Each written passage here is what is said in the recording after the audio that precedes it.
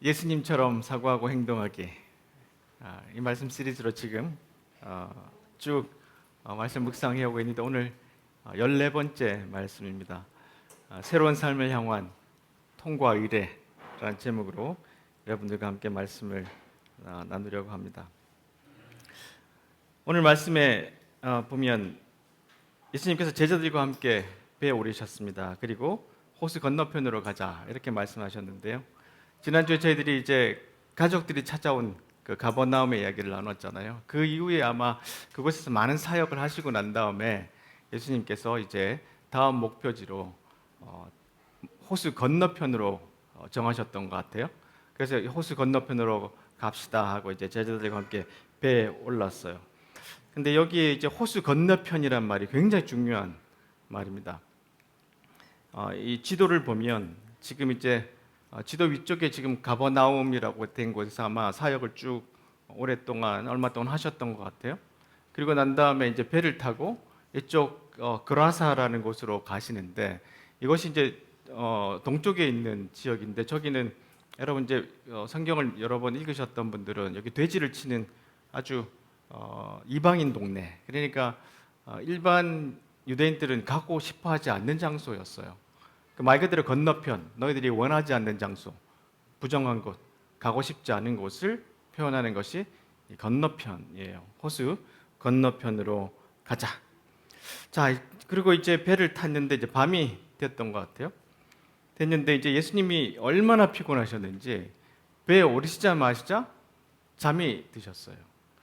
아마 그 사역이 얼마나 힘들었던지 그런 상상이 좀 해볼 수 있는 그런 장면이에요. 예수님이 깊이 잠을 드셨는데 사나운 바람이 호수로 이제 내려오기 시작했습니다. 이 지도에서 이제 거라사 지역 쪽은 아주 높은 절벽이랍니다. 그래서 거기서 급하고 강한 바람들이 종종 불어오는데 이날 이제 호수로 이제 큰 바람이 불었어요. 근데 사실 이 호수의 모습을 보면 이제 이렇게 좀 이렇게 아래로 길게 있고 옆으로 이렇게 좀 좁은 형태를 띠고 있잖아요. 그래서 긴 쪽은 24km, 그리고 가로는 한 12km 정도. 그러니까 만약에 가버나움에서 출발하셨으면 거라사까지 한 10km 정도 되는 거리였던 것 같아요. 근데 여러분 이제 아시는 것처럼 이 중에 대부분이 이 갈릴리에서 먹고 살던 어부들 출신이잖아요. 그러니까 충분히 이 지형도 잘 알고 노를 젓던 배를 제어하는 기술까지 있고 경험이 충분하니까 금방 이곳에 도착하리라 예상을 했을 거예요. 근데 이제 사나운 바람이 계속 불어닥치는데 아무리 애를 써도 이 목표지에 가기는커녕 점점점 물이 차고 위험한 상황이 됐습니다. 그러니까 제자들이 예수님을 깨우면서 선생님, 선생님, 우리가 죽습니다라고 막 예수님을 깨워요. 이제는 뭐 하는 방법을 다 동원해도 안 되니까 결국 이제 예수님께 요청을 했습니다. 자, 이 풍랑이 막 일어나는 이런 상황에 만약에 예수님이 그 자리에 안 계시고 다른 어떤 지혜로운 선생님들이나 뭐 이런 철학자들이 있었다면 어떤 반응을 하셨을까? 어떤 반응을 했을까? 이런 생각을 한번 해봤습니다. 이제 이 그림은 뭐 렘브란트가 29살 때 그린 이 배경을 그린 그림인데요. 예수님이 이 중간에 이렇게 좀 주무시고 계시는데 막 제자들이 12명을 잘 그려놨어요. 막 깨우는 장면인데 이 그림은 도둑 맞아서 지금 어디 있는지 모른답니다. 예, 그런 상황이 된 그림인데요. 조금 전에 이제 말씀드린 다른 어떤 지혜로운 사람이 이 자리에 있었으면 어떤 대답을 좀 했을까? 이 장면은 이제 여러분 그 선불교의 해능조사라고 있습니다. 6조 조사인데요. 이 사람이 선불교를 창시한 사람입니다. 이 해능조사라는 사람은 아주 어린 나이에 아버지를 잃고 어머니만 모시고 나무를 해다가 사는 아주 가난한 사람이었어요. 그래서 글을 못 배웠어요. 근데 어느 날 지나가는데 어떤 사람이 이런 이제 그 불경을 읽는 걸 들었어요. 응무소주 이생기심, 응당 머무는 바 없는데 마음을 내라. 뭐 이런 이야기를 하니까 이 사람이 그 교육을 못 받았는데 단번에 깨달아 버렸어요. 그 한 문장만 듣고. 그리고 난 다음에 이제 큰 절에 자기를 받아달라고 들어갔는데 글도 못 읽는다고 너무 멸시를 받은 거예요. 그래서 막 주방에서 맨날 일하면서 이렇게 이제 귀동냥으로 이 자기 스승들의 가르침을 듣곤 했는데, 이 5대 조사가 죽기 전에 자기의 이제 6번째 그 조사를 택해야 됩니다. 그래서 개송이라고 이 불법에서 있는 큰 깨달음을 가지고 시를 적어와라 했는데, 제일 이제 그 수제자가 적어왔는데 그렇게 좋지가 않았어요. 그런데 이 주방에 있던 이 해능이 시를 갖고 왔는데 깜짝 놀란 거예요, 5대 조사가. 그래서 다른 사람들 앞에서는 그거 별거 아니야 그러고 말았어요. 그리고 밤에 불러다가 자기 옷이랑 조사의 그 장식이랑 다 내줬어요. 왜냐하면 얘를 죽일까 봐. 근데 그 소식을 알자마자 진짜로 이 선배들이 이 해능을 죽이기 위해서 막 찾아다닙니다. 그래서 해능이 숨었어요. 어디서 숨어서 여행을 하는 가운데 길을 가는데 이제 큰 이제 그 이 폴 장대 위에 이 바람에 깃발이 막 날립니다. 그러니까 이제 스님 둘이가 서가지고 저게 깃발이 날리는 거냐 바람이 부는 거냐, 둘이 이렇게 막 헛소리 비슷하게 둘이서 농담 비슷하게 이러고 있었어요. 근데 해능이 이렇게 아주 지나가다가 이런 말을 합니다. 속인이 한마디 끼워도 되겠습니까? 그러니까 말해보시오. 불시 풍동, 불시 번동, 인자 심동. 이게 뭐냐면 바람이 움직이는 것도 아니고 깃발이 움직이는 것도 아니고 사람의 마음이 움직이는 거다. 뭔가 있는 것 같지 않습니까? 실제로 이 풍랑이 일어난 게 아니야. 지금 우리 마음 안에 있는 풍랑이 있는 거야. 그러니까 바깥에 일어나는 건 신경 쓰지 말고 네 내면 안에 있는 풍랑에 집중해라. 이건 실제로 일어난 것이 아니야. 이렇게 이제 아마 해석을 했을 거예요. 여러분 이제 바티칸에 가시면 여기 그 아테네 학당이라는 그림이 이렇게 들어가는 문 위에 이렇게 그려져 있습니다. 여기 소크라테스부터 시작해서 쭉 철학자들을 그려놨어요. 아주 멋있는 그림인데 요 끝에 제가 화살표를 그려놨는데 여기 한 인물이 이렇게 있습니다. 꼭 그 산타클로스 같이 생긴 분인데 이분이에요. 이분이 누구냐면 철학자 제노 혹은 뭐 지노라고 하는 사람인데, 이 사람은 역설로 유명한 사람입니다. 패러독스. 아킬레스의 패러독스라는 이제 역설인데, 그게 뭐냐면 아킬레스가 아주 훌륭한 장군이잖아요. 전쟁 무사잖아요. 근데 만약에 거북이가 아킬레스보다 조금만 앞에서 출발하면 절대로 아킬레스는 그 거북이보다 앞설 수 없다라는 이론을 만들었어요. 왜냐하면 이제 아킬레스가 이제 거북이에 있는 데까지 가면 거북이는 조금 더 갔을 테니까, 또 그 자리를 또 가면 거북이는 조금 더 갔을 테니까 말이 안 되죠. 근데 이 사람이 이걸 주장했어요. 근데 이 두 번째 역설이 뭐냐면 화살의 역설, 에로 패러독스라는 건데, 이건 뭐냐면 내가 활을 목표를 향해 쐈어요. 근데 그 활은 절대로 목표에 닿지 않는다, 이런 이야기를 한 거예요.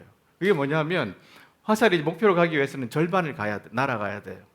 또 절반을 가려면 그 다음 절반을 또 날아가야 돼. 그 다음 절반을 또 날아가야 돼. 계속 이런 소리를 했어요. 그러니까 사람들이 그게 진짜인 줄 알았어요.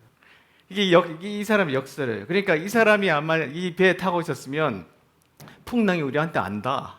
또 진짜 여기까지 와서 반 왔다가 반 왔다 반 왔다, 우리는 안 가라앉아. 뭐 이런 식의 아마 대답을 했지 않을까, 이런 상상을 좀 해봅니다. 자, 그런데 예수님의 반응이 뭐예요? 예수님의 반응은 너희의 믿음이 어디에 있느냐?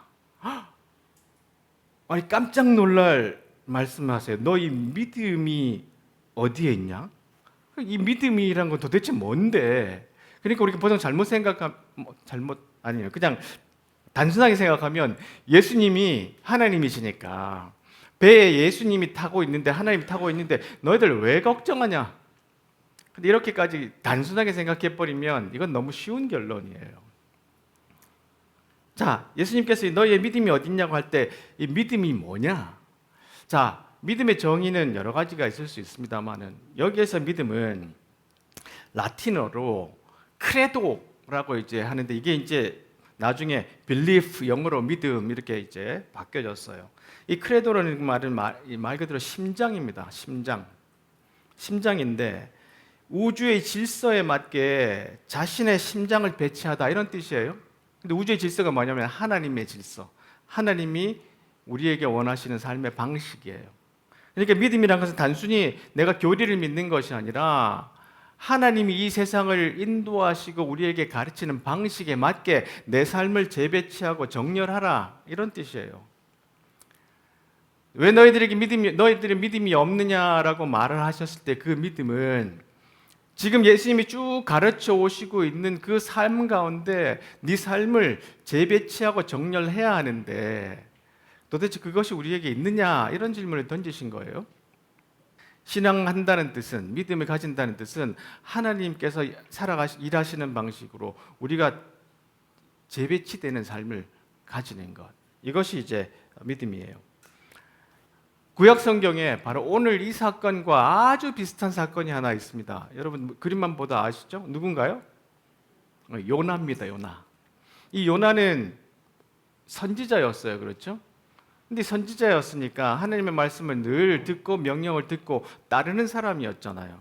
근데 이 요나에게 어느 날 하나님이, 야, 너 지금 니느웨로 가서 너 거기 진짜 큰일 났다, 회개해라, 안 그러면 하나님의 심판이 임할 거다라고 말씀을 전해라, 이런 명령을 받습니다. 근데 요나는 일어나가지고요 반대로 갔어요. 스페인 쪽으로, 다시스로 가버렸어요. 자, 거기에 제가 빨간 이제 걸로 이제 그 폰트를 바꿔놨는데 여호와로부터 도망쳐라는 말이 2번 나옵니다. 이게 이제 원어는 하나님과 마주치기 싫어서, 이런 뜻이에요. 하나님과 마주치는 것을 피하기 위해서라는 말을 의도적으로 2번씩이나 이 3절 안에 써요. 그러니까 이 선지자고 예언자고 하나님의 말씀을 명령을 이제 전하는 자가 요나가, 하나님이 자, 적군이지만 너희들을 힘들게 하는 적군이지만 니느웨로 가서 너희들의 죄가 나에까지 다다르니 회개하라고 선포해라. 그런데 싫은 거예요. 근데 싫다는 것도 있지만 자기의 세계관과 하나도 안 맞는 거예요. 내가 왜 우리 적인데 거기 가서 하나님의 말씀을 전해서 그들을 구원해야 되지? 이런 생각도 있었고요. 그리고 우리 지역을 벗어나면 하나님은 일하지 않으신다, 이런 생각도 갖고 있었어요. 그러니까 이 요나는 하나님의 말씀이 나에게 오니까 그 말씀을 생각해보고 다시 한번 자기의 그 믿음을 하나님의 일하심과 맞게 재배치하는 방식이 아니라 피해서 도망가 버렸어요. 그리고 난 다음에 거기 가보니까 배가 하나, 다시스로 가는 배가 있었잖아요. 그 말씀해 보면 품삯을 먼저 내고 올라타요. 원래는 품삯을 내릴 때 줍니다. 그러니까 이게 얼마나 마음이 급했던지 그 배를 타고 난 다음에 배 밑창으로 내려가서 쿨쿨 잠을 잤어요. 그때도 풍랑이 불어서 배가 뒤집힐 온갖 어려움에 처했는데도 안 깨어났다고 성경은 기록하고 있습니다. 근데 예수님의 잠과 이 잠은 다르겠죠. 포기, 절망, 우울, 이런 깊은 잠에 요나가 빠져 있었던 것 같아요. 이 요나가 하나님을 피해서 이제 도망을 이제 갑니다. 자, 그런데 이제 예수님께서 하신 말씀을 우리가 보면, 누구든지 내게로 오면서 자신의 아버지, 어머니, 아내, 자녀, 형제 혹은 자매를 미워하지 않으면, 그리고 더 나아가 자신의 목숨까지 미워하지 않으면 내 제자가 될 수 없다, 이런 말씀을 하셨는데요. 이것은 내 살아있는 부모를 미워하라, 이런 뜻이 절대 아니에요. 그것은 뭐냐면 네가 지금까지 살아왔던 방식, 네가 믿어왔던 방식, 네가 옳다고 생각했던 방식을 점검해봐라는 뜻이에요. 그 지나온 많은 것들을 네가 옳다고 생각하고 있지만 그것이 하나님께서 우리에게 말씀하시는 것과 같지 않을 거야. 그럴 가능성이 커. 그러니까 네가 지금까지 굳건하게 믿고 있던 그 상황에 대해서 한번 질문을 던지고 의심해보고 하나님의 뜻이 무엇인지를 찾아보라, 이런 말씀을 우리에게 하시는 거예요. 자, 이것이 유명하게 사실은 우리에게 찾아오는 하나의 의례 의식인데요. 이걸 이제 통과 의례라고 합니다.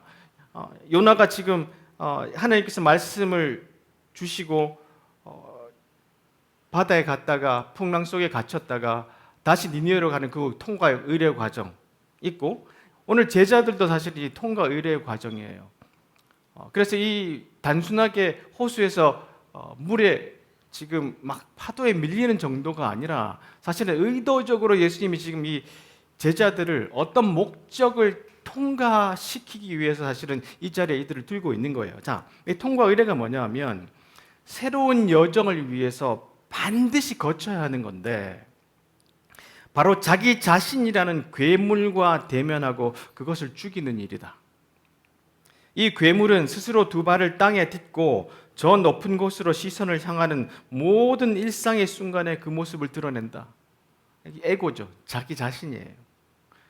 세상에서 가장 무섭고 두려운 존재, 그러나 반드시 싸워 이겨야 하는 존재는 바로 나 자신이라는 괴물이다. 이 제자들 안에서도요, 자기 안에 있는 괴물이 굉장히 컸습니다.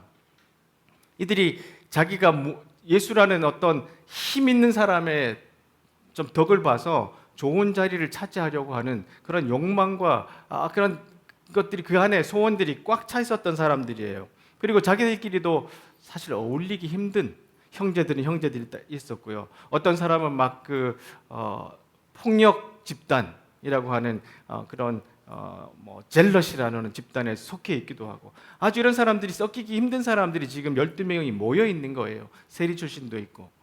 이 사람들을 제자로 삼고 하나님이 가르치시는 그 사역들을 감당하기 위해서는 이 통과 의례를 반드시 지나가야 하는데 지금 이 제자들이 처해 있는 사건이 바로 그 통과 의례의 사건, 자기 자신을 죽이는 그런 사건이에요. 바로 이런 통과 의례가 창세기부터 쭉 성경에 나타납니다. 바로 이제 아브라함을 부를 때도 하나님께서 그에게 이런 말씀하셨잖아요. 내 나라와 내 친척과 내 아이의 집을 너 집을 떠나라. 이게 바로 예수님이 조금 전에 하셨던 말씀과 일맥상통한 거예요.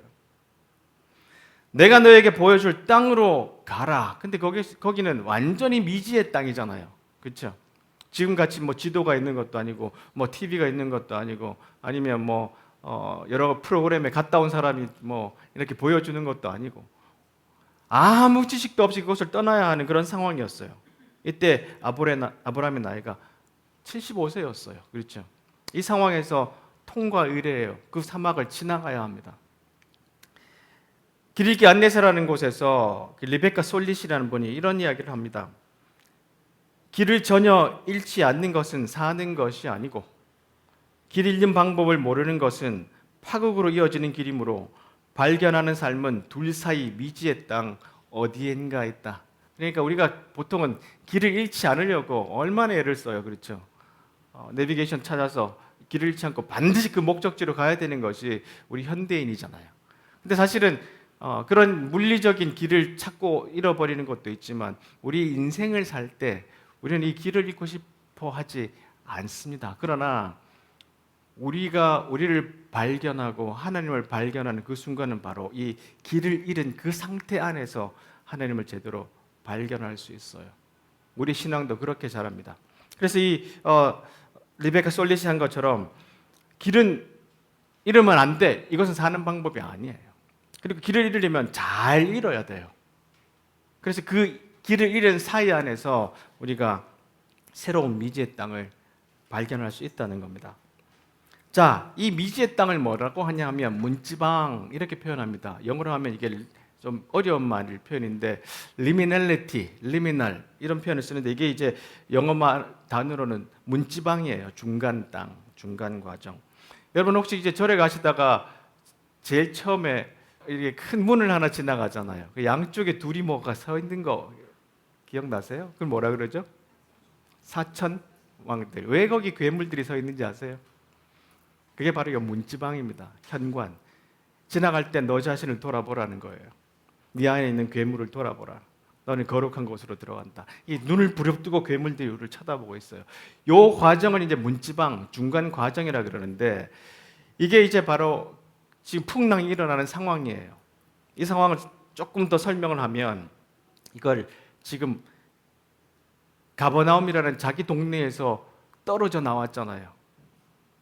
배를 타고 이렇게 중간으로 나왔어요. 이것은 뭐냐면 내 전통과 상황에서 분리돼 나온 거예요. 자, 분리돼 나왔는데 이제 하나님의 제자로 바뀌어야 되는 상황이잖아요. 그 변화를 일으키는 삶인데 이제는 옛날의 그 사회적 환경에서 완전히 떨어져 나와서 자기들만 딱 소외된 상황에 처한 거예요.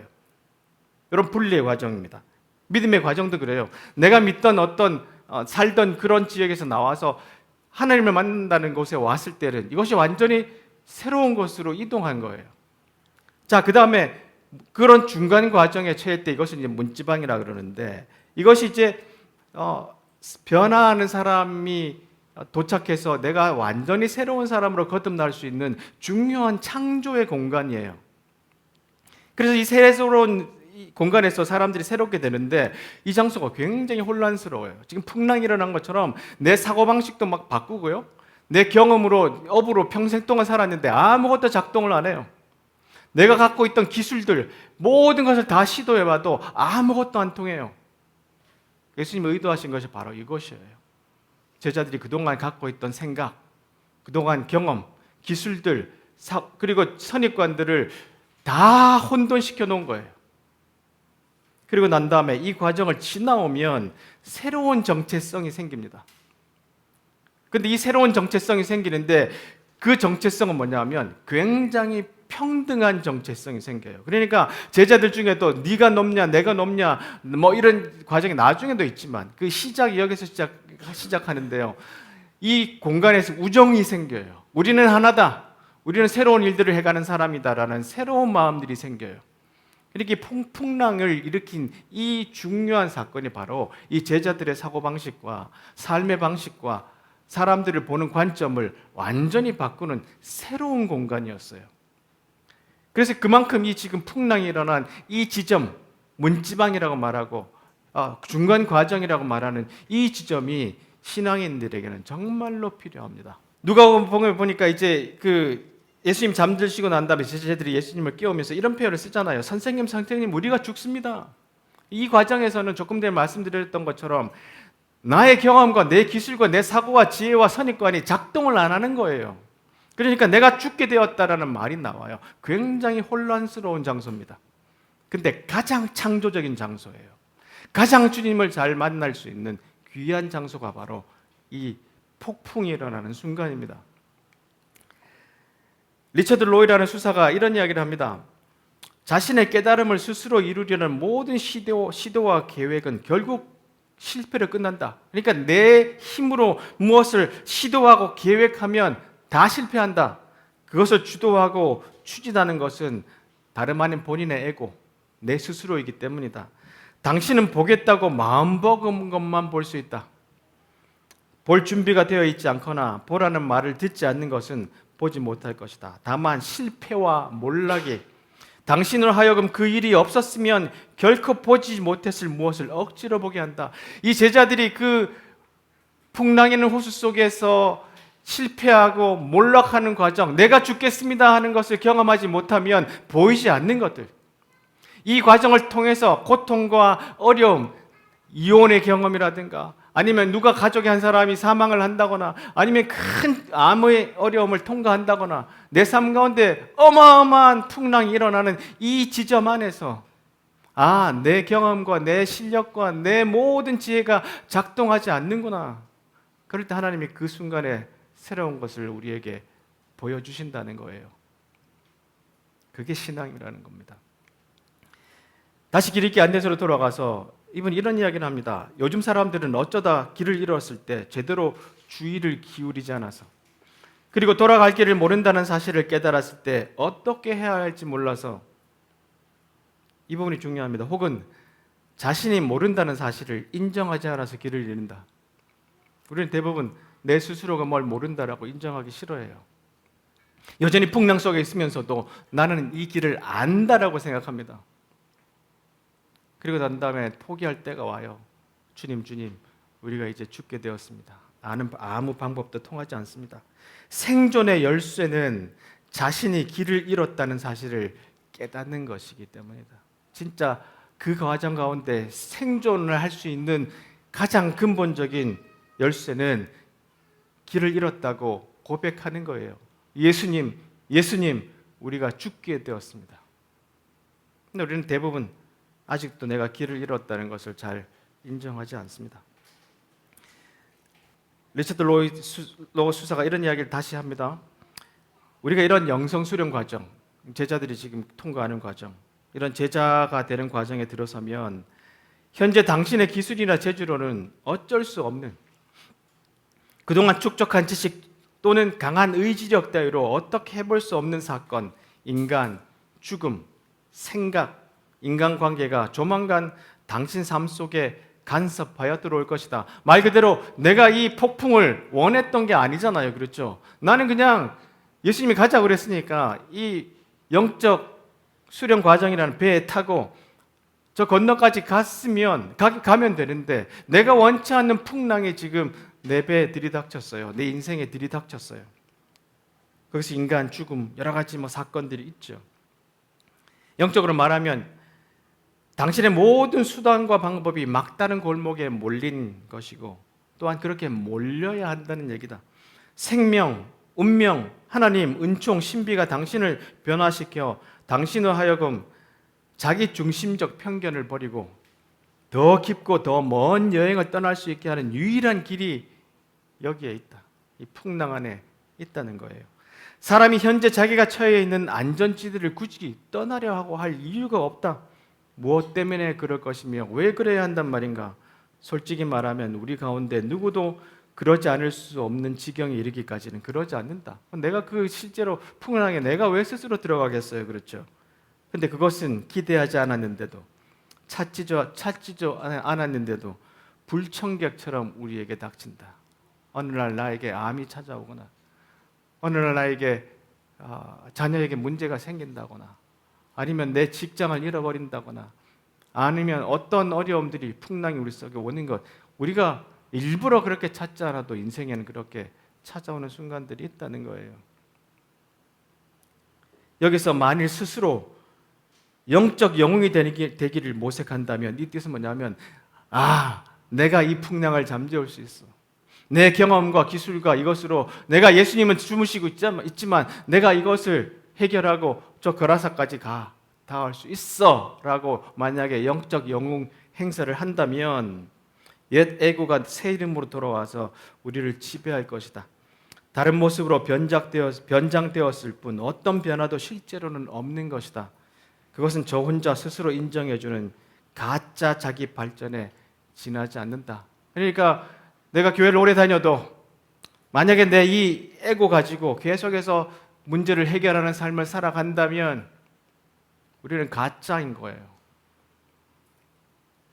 진짜 신앙이라기보다 그냥 자기 속에 있는 에고가 나를 인도해가는 껍데기라는 겁니다. 그래서 이 풍랑이 우리에게 주는 것은 참으로 중요합니다. 풍랑을 또한 길을 잃었을 때 잘 통과하는 것이 너무나 소중합니다. 풍랑이 잃었을 때 그냥 그 풍랑 안에 허우적대는 자기 자신을만 보지 말고 내가 길을 잃었다는 것을 인정하고 이 길에서 예수님이 나를 인도해서 어디로 데려갈 것인가 라는 것을 다시 한번 멀리 보기도 하고 또한 주님이 우리에게 주시는 새로운 마음과 변화를 통해서 우리의 믿음이 하나님께서 일하시고자 하는 그 일에 다시 한번 맞추어져서 재배치되는 과정을 경험해야 되는 것이에요. 근데 성경에서 말하는 그 신은 누구냐면 바로 고아와 과부를 돌봐라. 예수님이 끊임없이 오셔서 하셨던 일이 바로 그 가르침이셨어요. 우리의 삶을 바꾸어라. 이 과정을 통과한 다음에 제자들은 그때부터 달라집니다. 그 이전에는 조각조각 있던 사람인데 이 과정 이후에 새로워져요. 그래서 이 예수님이 이 사건 이후에 그 다음 주일 본문입니다마는 둘씩 짝지어서 예수님이 가기를 원하시는 곳으로 파송해 보냅니다. 이 풍랑이 일기 전에는 그 일이 불가능해요. 이 풍랑이 일고 난 다음에 그 문지방의 과정을 통과한 사람만이 예수님이 하실 일을 하도록 파송받을 수 있는 자격을 얻는 겁니다. 그런 것처럼 오늘 여러분들 우리 가운데 풍랑 속에 계신 분도 계시고 아니면 풍랑을 지나오신 분도 계시고 앞으로 풍랑을 맞이하실 분들도 계십니다. 지난 풍랑이 어땠든지 간에 만약에 지금 맞이하고 있는 풍랑 속에 또는 앞으로 오는 풍랑이 어떤 것인지 모르지만 그 안에서 바로 이 믿음, 새롭게 정렬되는 이 믿음을 경험하고 새로운 시각 그리고 새로운 공동체, 새로움을 만드는 이 변화가 우리 속에 있어야 합니다. 그러므로 이 풍랑은 우리에게 큰 축복입니다. 그 풍랑을 기쁨으로 받고 우리 안에 일하시는 주님을 또한 바라보면서 이런 고백들, 바로 이 주님이 누구신데 이 모든 자연이 순종하는가, 내 마음까지 변화를 받는가라는 고백이 우리 안에 있기를 간절히 바랍니다. 기도하겠습니다.